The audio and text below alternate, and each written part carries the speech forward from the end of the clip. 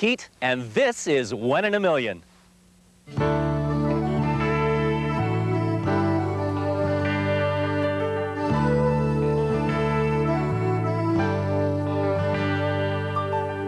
We all have a story to be told. We are all different, young and old. Some are bound for glory, while others want to try. Every road is different, and there's a million stars up in the sky. 1 in a million. You're just 1 in a million. It's the story of the life and times of people all across this land. Coming up, hawks and hang-gliders sharing the prairie sky. The hawks, we follow them all over the place, and when they're thermaling up and they're having a good day of flying around without having to flap to get up there, that's the same kind of day we're looking for. The joys of a Saskatchewan summer and Bill Epp's world of art. A performer ought to feel like a performer, and an artist ought to feel like an artist, and this helps. 1 in a million. Welcome to the show. For centuries, people have been fascinated with the idea of flight. Our first story is about a man whose fascination for flying has taken him to new heights. The prairie sky.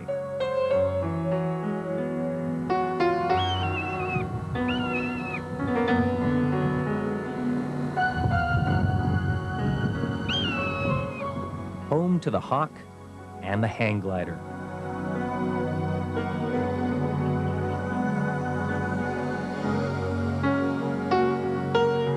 With this kind of flying, it is really the wings, it is truly the wings that we weren't born with. And we are just doing nothing different than the hawks do when you hook yourself into one of these things and you thermal around. We can't flap, but on a good day, they don't either.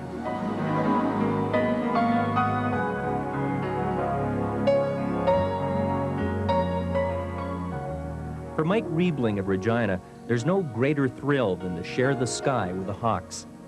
I never want to come down. Whenever I'm up, that's what it's all about, is finding those thermals, doing what the birds already know. The hawks, we follow them all over the place, and when they're thermaling up and they're having a good day of flying around without having to flap to get up there, that's the same kind of day we're looking for, and we're competing for those same thermals. Mike has been hang gliding since he was a teenager. Hang gliding is a huge part of my life. Since I've started hang gliding, all the other things that I had done, which is downhill skiing and scuba diving, and they're all second to hang gliding. I don't get as much enjoyment out of any of the other ones, even though I still do them all and I still enjoy them all. But there's really nothing that just gives you that rush of gaining altitude and getting to 10,000 feet and just having nothing but space out there ahead of you. In Saskatchewan, hang gliders don't have the luxury of launching from mountain peaks. In these parts, they use a tow truck.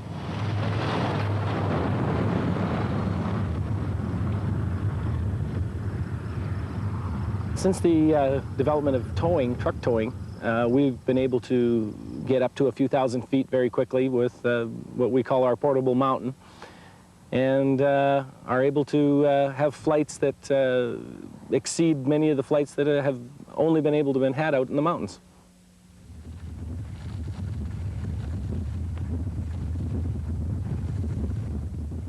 When he releases the cable from the tow truck, Mike is free to go wherever the wind will carry him.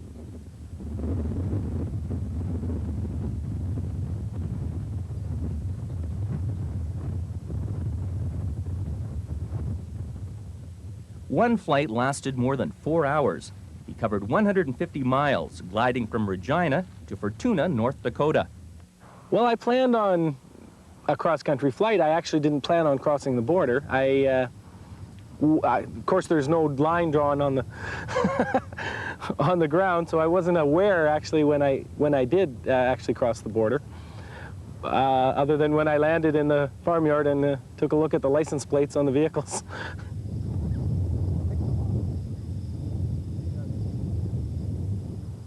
Hang gliders can soar up to 18,000 feet and reach speeds exceeding 75 miles an hour. In its early days, it was considered a risky sport.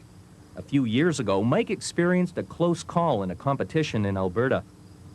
It was a very strong thermal day, which was the conditions were, the air that was rising very quickly, and when it caught me at a bad time and actually tipped me upside down. And I broke up my glider and was fortunate enough to get my parachute out in time to land. I compressed a couple of vertebrae in my back, but it was fairly minor.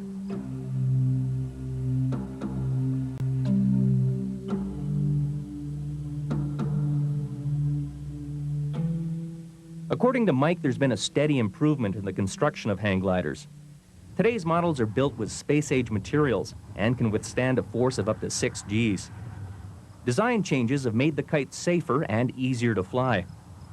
Well, the main thing they did is they made the wing pre-formed, where they had an actual upper surface and a lower surface. This wing has depth now. It is, you know, and some of them are as deep as a foot thick in some areas, where the previous gliders were really just one sheet of Dacron, and this actually has 2.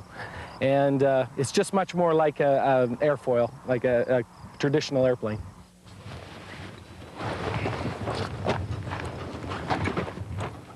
The harness Mike wears attaches directly to the glider.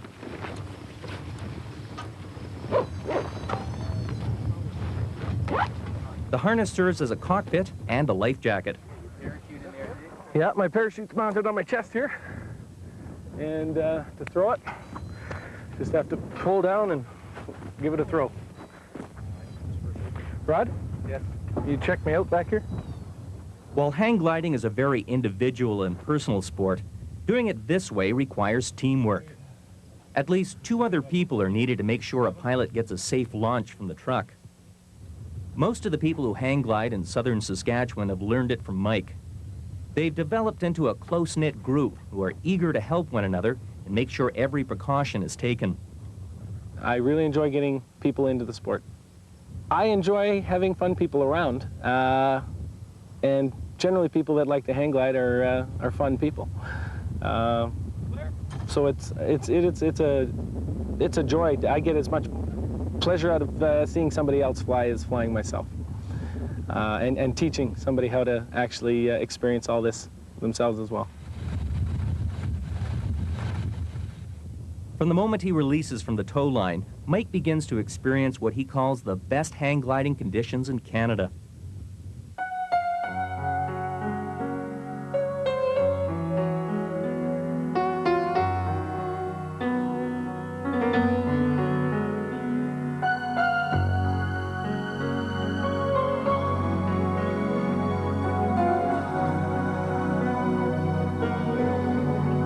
It's relaxation.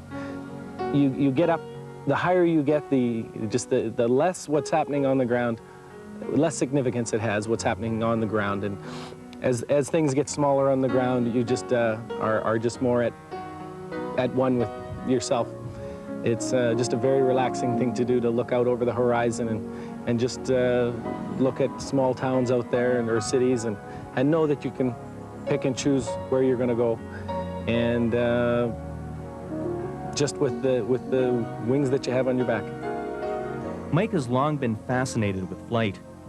He's always looking for different ways to fly his glider.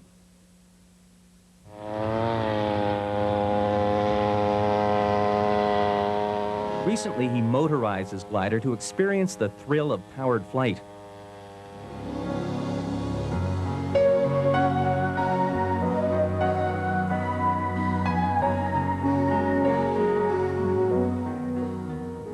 One way Mike introduces newcomers to the sport is taking them up in a tandem flight.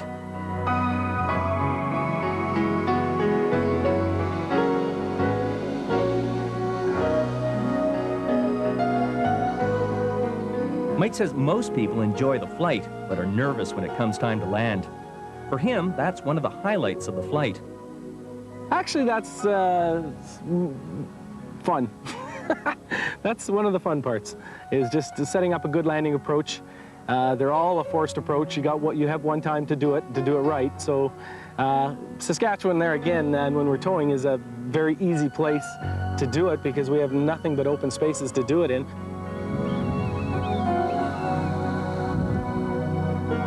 Few of us will ever experience the thrill of free flight.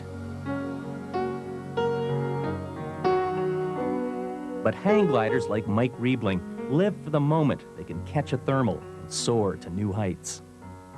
No, there's nothing that could give you that thrill. There's absolutely nothing. The only way you can describe it is when you put it's the wings that you weren't born with.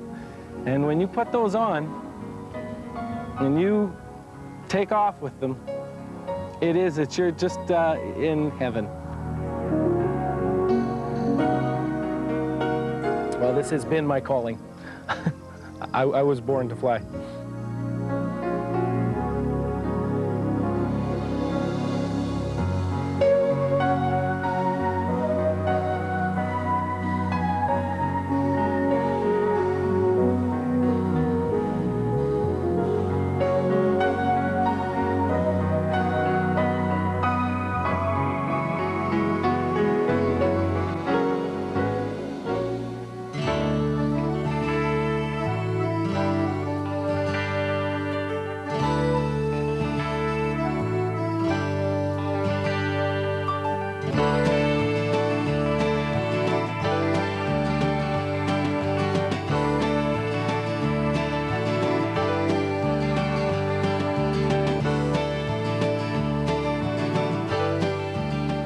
Summer in Saskatchewan is a special time.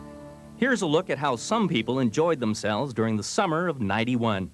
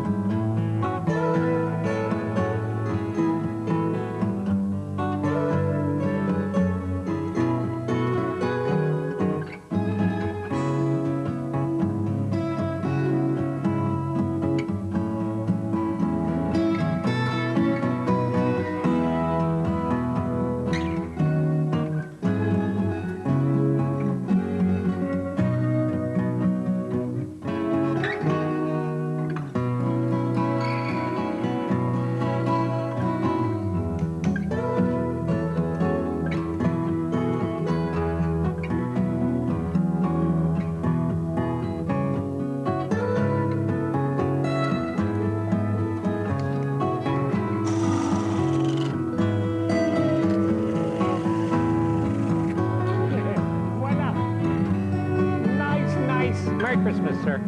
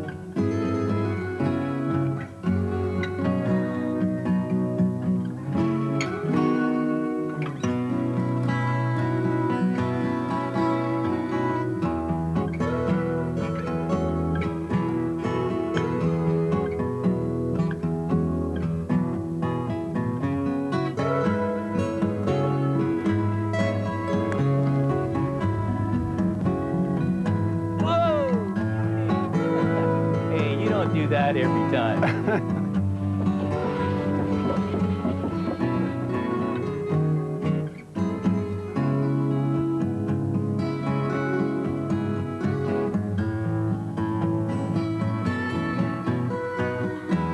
Our next story is about a Saskatoon sculptor who loves to teach, create, and inspire.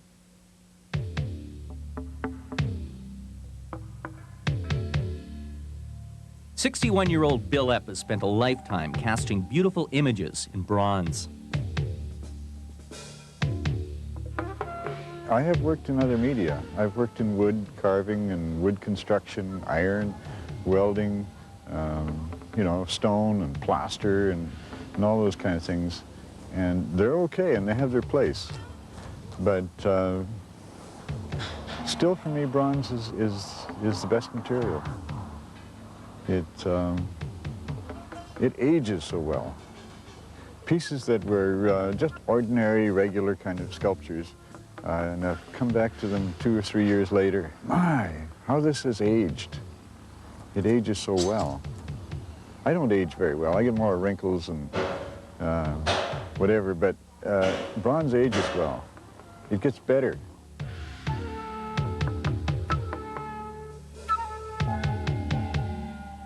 Bill is one of Saskatchewan's most well-known artists. He sells his works all across the country.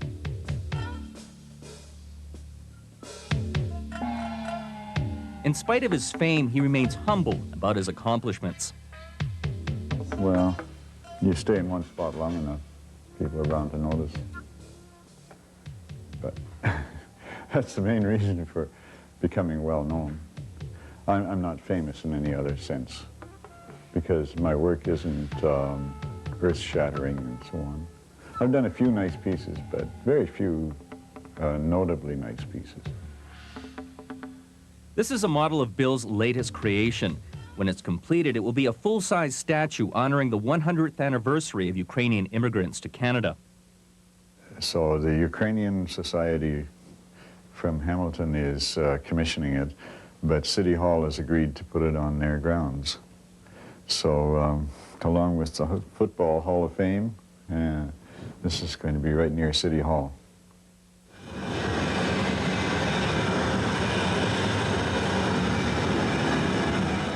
Casting in bronze is a complicated and expensive art form. Bill decided early in his career if he wanted to continue in this direction, he would need his own facility. He decided to build a foundry. It's one of only 2 in the whole province. When I first started doing life-size figures, actually I'd done the one in the garden first, before this one. And I phoned a foundry and they wanted $10,000 to cast it into bronze. Well, where was I going to get $10,000? And so a friend of mine and I, we set up a foundry together, and we started casting small things. So then in about 2 years' time, I did this one. And I found, hey, we can do it. And now we can cast a life-size figure, and it's only costing me maybe $4,000 to $5,000 for materials. The rest is labor. And so that brings it into the realm of possibility. 20 years ago, Bill decided to move out of Saskatoon to this acreage 20 kilometers north of the city.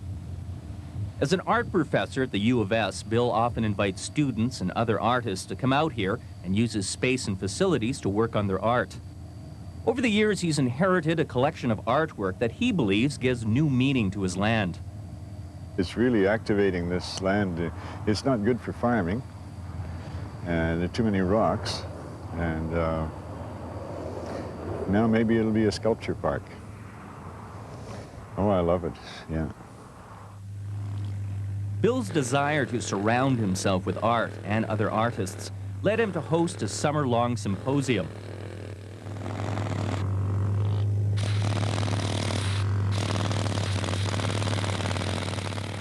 About a dozen artists from Canada and around the world gathered here to create and interact with one another. For many of them, it was a rare opportunity to talk about art and share ideas. Marion O'Donnell traveled all the way from Ireland for the opportunity to work with other sculptors. Because you can work away in your own little shell, doing your own thing. But quite often you can do that without any challenge, unless you meet with people who are doing something similar. American Joseph Westner has traveled all over the world, meeting artists and experiencing the diversity of art. Well, I think the idea that art's being made all over the world in different places is really quite fabulous and very fascinating to me. I've come from a lot of cultural centers and spent time there, but also going to places that aren't known as cultural centers or that are in the midst of a lot of changes, like places like China, East Germany, South Africa, even places closer to home like Saskatoon, filled with all these artists, with all these ideas. And I think that's really important for other artists to have exposure to. So what are you making? What are you making? A figure. Looks good the way it is. This symposium provides Bill with a perfect environment to talk with artists. But it's a human figure, shoulders here, head up here. Yeah. Male or female? Not sure yet. Probably male. That piece could decide it. Huh? Depending on where you put it. Is this facing this way? I've wanted to have this happen for years. And it happened last fall as well, but it was only a local group then. And to have people come from far away, it's more exciting. You know, to think someone would come all the way from Ireland or Norway or Michigan or Las Vegas to come here and make sculpture, that's, you know, it's quite a thrill.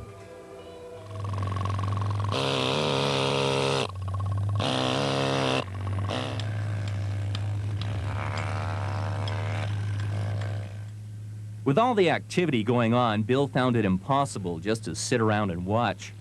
He decided to join in the fun and begin his own rock sculpture.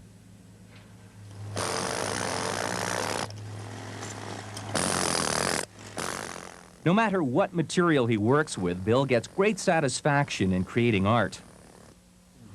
You know, most artwork has its own rewards right in the doing. You don't have to be paid for it.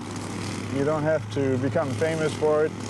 Just the work itself has its own rewards. It's a great pleasure to use your muscles and your head and your tools and whatever to create something that's never been before. It's a great feeling. All of these artists lived and worked here for up to 2 months. During that time, they grew close to each other and all developed a respect for Bill. John Nielsen of Norway became an instant fan. Oh, Bill er en fantastisk man. I like Bill. And a good artist. A good thing. Bill Epp is fantastic. What's your opinion of Bill Epp so far? I think has lived 3 or 4 lives already, and I think he has every intention of living 3 or 4 more. I think he's one of these people whose thinking doesn't have any boundaries in any discipline, and that makes him very interesting altogether.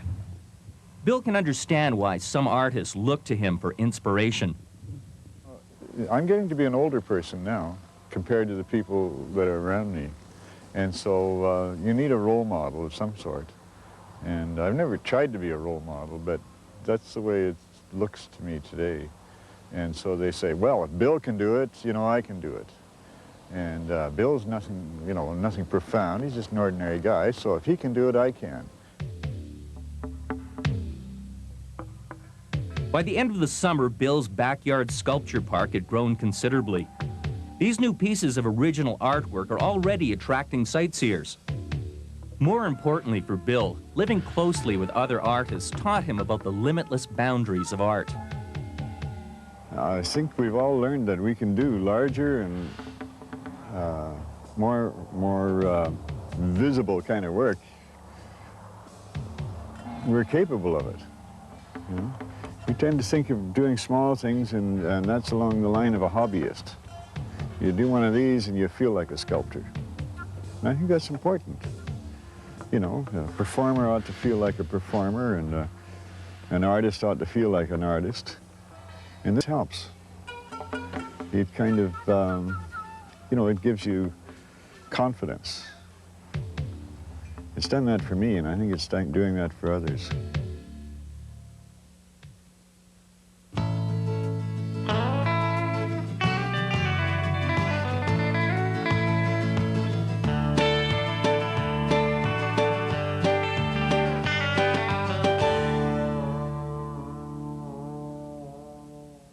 That's all the time we have. If you have any questions, comments, or story ideas, we'd like to hear from you. Our address is 1 in a Million, in care of SCN, 8th floor Chateau Tower, 1920 Broad Street, Regina, Saskatchewan. Postal code S4P3V7. Before we go, here's a look at some of the people you'll be meeting in our show in the weeks ahead. Elizabeth and Joe are self-described nonconformists. They are peace activists and oppose nuclear energy. Elizabeth is in favor of home education, and Joe is a vegetarian. They both have strong beliefs and are always looking for ways to express their viewpoints. Both of us? Yep. These days, their main form of transportation is the bicycle. They gave up on cars about a year ago. I'm not riding a vehicle for a year. I made that decision with the Gulf War there. And so I said, if they're fighting for oil, I'm going to not use oil if I can for a year. Take a fast from the vehicle. Pull. Oh! Huh! Oh! Night shooting at gun clubs like this one in Yorkton could be a way to attract more people to the sport. A lot of people haven't had the opportunity to shoot at night. As you can see, there's quite a few people there that you can't really see behind the lights that are quite interested, because shooting under the lights for Saskatchewan people, there's so few facilities that have the lights that it's a unique experience for most of us, and everybody just flocks to it. You're flying in the morning, a couple hundred feet off the ground. You basically see the world sort of waking up. You hear the farm animals start coming up, the cars going by, the farm equipment starting up. You smell everything. You smell the fields, you smell everything up. You can hear the animals waking up. And that's a very peaceful and a very nice sensation to see. And you'll only get that on ballooning. You won't get that in an airplane. Watch for those stories and more in the weeks ahead. I'm Larry Keat. Thanks for watching, and I'll see you next time on 1 in a Million.